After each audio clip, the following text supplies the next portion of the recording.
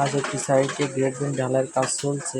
এখন খুব সূক্ষ্মভাবে কিন্তু ভাইব্রেশন মেশিন চালাচ্ছি এবং অতিরিক্তভাবে যদি ধরা হয় তাহলে কিন্তু যে বোর্ড মারা আছে সাইড বোর্ড কিন্তু ফেটে যাবে, বিমটা কিন্তু ব্যাকা হয়ে যাবে। সেক্ষেত্রে অবশ্যই খেয়াল রাখবেন। আর ভাইব্রেশন অবশ্যই গ্রেড বিমে অবশ্যই ব্যবহার করবেন, তা নাহলে কিন্তু ত্বকটা খোলার পরে কিন্তু দেখবেন যে অনেক জায়গায় ঢালাইটা ভালোভাবে যায়নি। আপনারা অবশ্যই বিমে ফাইটার মেশিন ব্যবহার করবেন।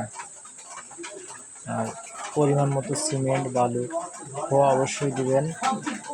প্রতি এক ব্যাগ সিমেন্টে 6 ঝুড়ি খোয়া, 2 ঝুড়ি সিলেকশন এবং 2 ঝুড়ি সাদা বালু দিবেন।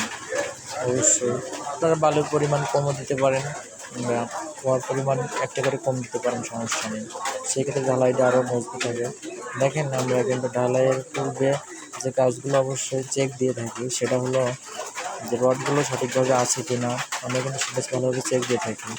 আর বিমের রডগুলো কলামের রডের ভিতর দিয়ে আছে কি না, বিমের রডে মাটাম দেওয়া আছে কি না, আবার রিংয়ের যে বিমের যে হাইটটা সেটা ঠিক আছে কিনা, লেভেলটা ঠিক আছে কিনা ঢালাইয়ের পূর্বে অবশ্যই জানা দরকার, চেক দেওয়ার দরকার যে বিমের লেভেলটা আগে ঠিক আছে কিনা।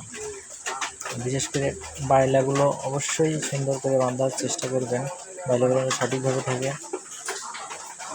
অনেক সময় দেখা যায় যে ঢালাইয়ের পরে কাঠ খোলার পরে কিন্তু সাইড দিয়ে রড দেখা যায় কিংবা তলাতে রড দেখা যায়, সেক্ষেত্রে ব্লক ব্যবহার করবেন। কিন্তু সাধারণত কেউ ব্লক ব্যবহার করতে চায় না, কোনো মিস্ত্রি বিমে ব্লক ব্যবহার করতে চায় না, একমাত্র ছাদে ছাড়া। সঠিক নিয়ম যেটা সেটা সর্বক্ষেত্রে আপনার ব্লক ব্যবহার করা জরুরি।